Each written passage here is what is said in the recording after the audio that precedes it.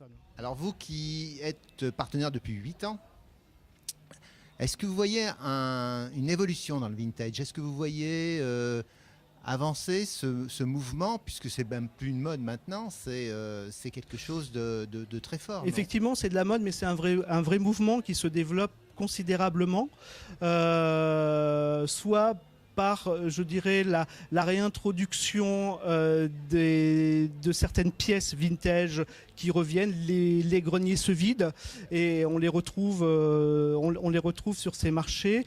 L'esprit brocante marche très bien aussi, donc il se développe dans tous les villages, dans toutes les villes. Il y a régulièrement des braderies, des brocantes, etc.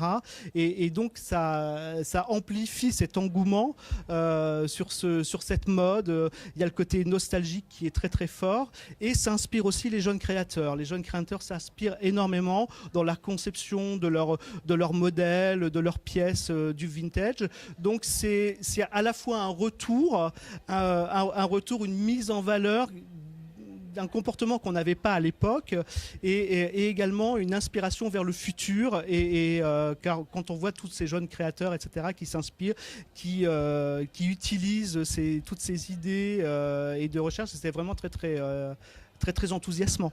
Exactement. Et donc on peut dire que le marché de la mode vintage a peut-être et a sûrement une longue vie devant lui. Oui, bien sûr, mais tout à fait. Et ce qui se passe aussi, c'est que depuis quelques décennies, maintenant, les designers imaginent leur création dans un esprit vintage également, chose qui ne se faisait pas à l'époque. C'était l'époque des années 70, 80. C'était de la consommation, il fallait voilà, c'était de l'industrie, il fallait créer, etc.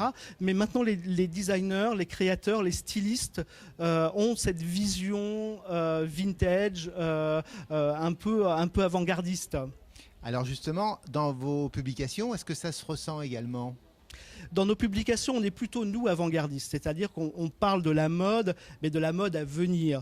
Nous sommes très très proches, nos calendriers de parution et tout notre travail journalistique est fait sur la mode de demain, sur la mode qui arrive. Voilà, et cette mode est rythmée par les collections prêt-à-porter haute couture qui se déroulent à Paris, mais aussi dans toutes les grandes capitales du monde. Et donc, c'est cette mode qui va arriver. On présente ces collections. Donc nous avons plutôt un rôle, ce rôle, je dirais, avant-gardiste de la mode. Donc pas trop vers le vintage. On les découvre parce qu'effectivement les créateurs très souvent vont chercher ou des idées ou des modèles ou réinterprètent des idées de mode. Mais nous, notre vision est plutôt la vision de la mode de demain. Et le public justement, est-ce que c'est le même qui adore le vintage et qui adore l'avant-gardisme ? Très souvent, oui, bien sûr. Oui. Très souvent, oui. On voit de plus en plus de jeunes d'ailleurs, de jeunes filles qui vont vers ces tendances, on va dire, où elles sont à la recherche de quelque chose, puisque alors, vous faites la chasse au look. Voilà, le mouvement se fait effectivement soit sur des jeunes filles ou des jeunes gens, des jeunes garçons qui sont complètement vintage, donc ils vivent dans le vintage. Oui. Très souvent, il y a un mixte des deux, c'est-à-dire qu'on va marier le vintage, la mode d'aujourd'hui, et donc il y a une très très grande liberté maintenant, je dirais en termes d'accessoires. On marie tous les styles, on marie les couleurs. Il n'y a plus du tout de contraintes, voilà, de contraintes d'habillement. Donc c'est beaucoup plus facile de marier des époques, mais aussi de marier des couleurs, de marier des matières.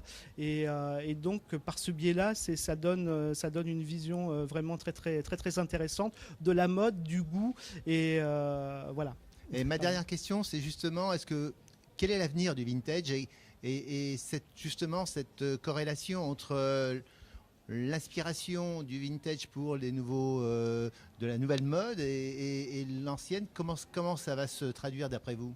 Ben là, je pense que les années 50, 60, 70 sont encore beaucoup de jours à vivre parce que tous les greniers, comme je disais tout à l'heure, ne sont pas vides et il y a encore beaucoup de choses et il y a aussi le côté je dirais financier du vintage puisqu'on s'aperçoit que c'est une mode qui prend énormément de plus en plus de valeur, donc on n'est pas au bout de ces je dirais de cette recherche de vêtements et de matières. Donc le vintage a encore beaucoup d'années à vivre, bien sûr, et toutes ces années, oui, bien sûr. Eh bien,